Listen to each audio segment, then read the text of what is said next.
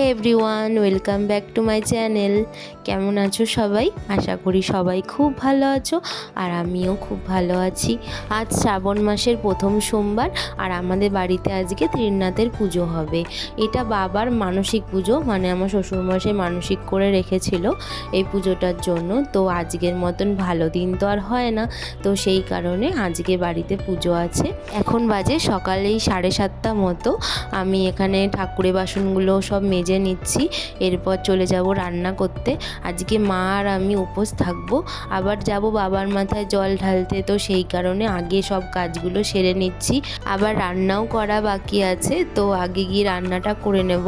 ছেলেকে আজকে স্কুলে পাঠাবো, কারণ ছেলের তো পরীক্ষা চলছে, তো আজকে ওর একটা পরীক্ষা আছে, তাই জন্য ছেলেকে স্কুলেও পাঠাতে হবে। আর এই দেখো আমার ঠাকুরের বাসন মাজা হয়ে গেছে, আর কিছু জামা কাপড় ছিল, মানে প্রত্যেক দিনই বেরোয় 1 গামলা করে, তো আমার কাঁচা ধোয়াও কমপ্লিট করে নিয়েছি। আর এই দেখো আমি রান্নাঘরে চলে এসেছি। ডালেরও সোমবার দিয়ে নিয়েছি। আজকে তো নিরামিষ, খালি বাবা, ছোদ্দা ভাই ও মানে যারা যারা আছে, আমি আর মা বাদে, তারা আজকে নিরামিষই খাবে। তো সেই কারণে আজকে দুপদে রান্না হচ্ছে। চাল কুমড়ো দিয়ে ডাল করেছি, আর বড়ি দিয়ে চাল কুমড়ো ঘন্ট। তো আগে ডালটা নামিয়ে রেখে এখন আমি চাল কুমড়োটা বসিয়ে দিচ্ছি। আর আজকে দোকানের জন্য এই খাবারটাই যাবে। মাছ বিশেষ করে আনেনি, অল্প কিছু মাছ এনেছিল, আর ডিম করব হোটেলের জন্য, ওটা ঘরের জন্য নয়। গোটা জিরে সোমবার দিয়ে আদা বাটা কাঁচা লঙ্কা বাটা দিয়ে নিরামিষভাবে আমি এই চাল কুমড়ো ঘন্টটা বসিয়ে দিয়েছি। অন্যান্য দিন করলে চিংড়ি মাছ দিয়েও করি, কিন্তু আজকে যেহেতু নিরামিষ তাই বড়ি দিয়ে করলাম। আর দেখো একটু সামান্য মিষ্টি দিয়ে নিলাম। এখন নামিয়ে নেব। চলো দেখাই কী রান্না করেছি। এ দেখো এখানে ডাল রয়েছে, আর এখানে বড়ি দিয়ে চাল কুমড়ো ঘন্ট। আর এইগুলো সব দোকানের জন্য, দোকানেরটা আলাদা করে রেখে দিয়েছি। দোকানেও ঠিক একই খাবার যাবে বললামই আমি। আর এইখানে আমি এক্সট্রাভাবে দোকানের মাছ আর ডিমটা এখন করে নেব, তারপর আবার যাব ছেলেকে রেডি করাতে। আর আজকে না রাতের বেলা মানে বেশি লোক আসবে না, ওই হাতে গোনা কয়েকজনই আসবে, তো তাদের জন্য খাবারটাও তৈরি করতে হবে। আর এই দেখো এখন বাজে 10টা মতন। যাই আগে গিয়ে ছেলেকে রেডি করে নিই। তার আগে আমি কলপাড়ের সমস্ত বাসনও ধুয়ে নিয়েছি, এখানে গ্যাসও মুছে নিয়েছি, কারণ রাতের আলুর দমটা আমি এখনই রান্না করে রাখবো, পরে গিয়ে আর হবে না। কারণ বাবার মাথায় জল ঢালতে যাব, আবার ছেলেকে আনতে যাওয়ার আছে। ও ছেলেকে স্কুলে দিয়ে আসবে, আমি বাবার মাথায় জল ঢেলে এসে আবার ছেলেকে আনতে যাব। আর এই যে মা আলু ছুলে রেখে গেছে, চলো যাই দেখি বাবু কি করছে, ওকে তো রেডি করতে হবে। ওঠ।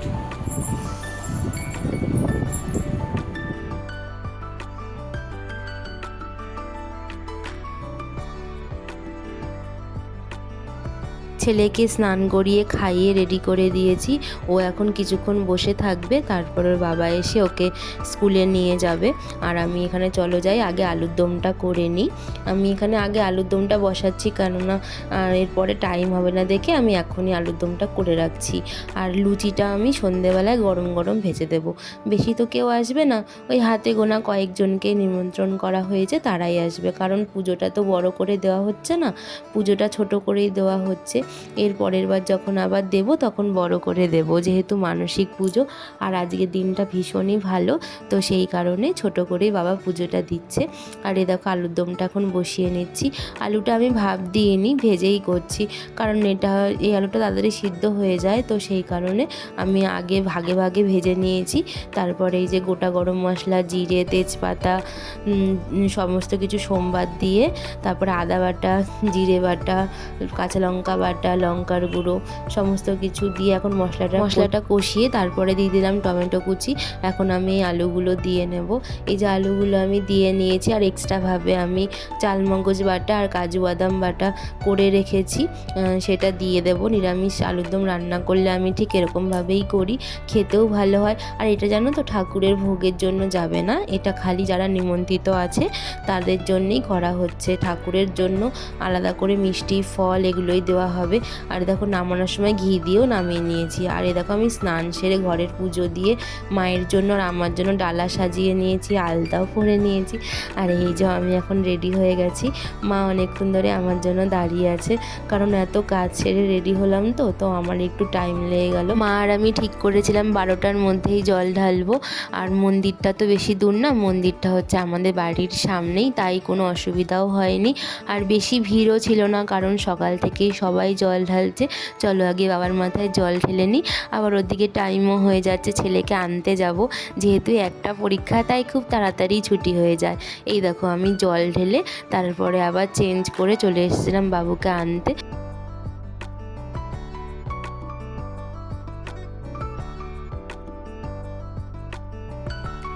এখন বাজে সন্ধে 6টা। আমি বিকালে সমস্ত কাজ সেরে সন্ধে পুজো দিয়ে নিয়েছি। বাবু ওখানে ঘুমোচ্ছিল, ওকে ডাক দিলাম। আর আমি রেডি হয়ে নিয়েছি। ভীষণ গরম তো আজকে, তো সেই কারণে আমি এই সুতির কাপড়টাই পরে নিলাম, কারণ এখনও অনেক কাজ করতে হবে। সকালে আলুর দমটা করে রেখেছিলাম, এখন যাব গিয়ে লুচি করব। আর পুজোর সব জোগাড় করাও হয়ে গেছে। বাবু উঠে পড়েছে, তো ওকে আগে খাইয়ে রেডি করে নিই, তারপরে যাব ময়দা মাখতে। তো এই দেখো আমি চলে এসেছি রান্নাঘরে। জল নিয়ে নিলাম, ময়দাটা মেখে নেব। একা হাতে করছি তো, তাই একটু তাড়াতাড়ি করছি, কারণ আগের থেকে ময়দাটা মেখে রেখে দেবো, তারপরে আস্তে আস্তে লুচিগুলো সব ভেজে নেব। যেহেতু একা হাতে আমি এখানে লুচিগুলো করছি, তাই জন্য একটু আগেই সব রেডি করে রাখবো, নয়তো পরে গিয়ে আবার তাড়াহুড়া লেগে যাবে। তো এই দেখো আমি ময়দাটা এখানে মেখে নিচ্ছি, এরপরে গুচি করে নেব। গুচি করার পরে কিছুটা বেলে রেখে দেবো। আমার না পুজোর কাজ করতে খুবই ভালো লাগে, আর রান্না করতে তো ভীষণই ভালো লাগে। রান্না করতে কার না ভালো লাগে, আমারও ভীষণ ভালো লাগে। আর সবটা একা হাতে গুছিয়ে করতে তো আরও ভালো লাগে। তো সেই কারণে আমি একাই করছিলাম। আজকে আমার যাও বাড়িতে নেই, ও গেছে বাপের বাড়িতে। আর বাবা মা নিচে রয়েছে, পুজোর জোগাড় করা হয়ে গেছে দেখে ওরা লোকজন আসছে। তো এখনই কীর্তন আরম্ভ হয়ে যাবে, তো সেই কারণে বাবা মা নিচেই বসে আছে ঠাকুরের ওখানে। আর আমি এখানে লুচির জোগাড়টাও করে নিচ্ছি।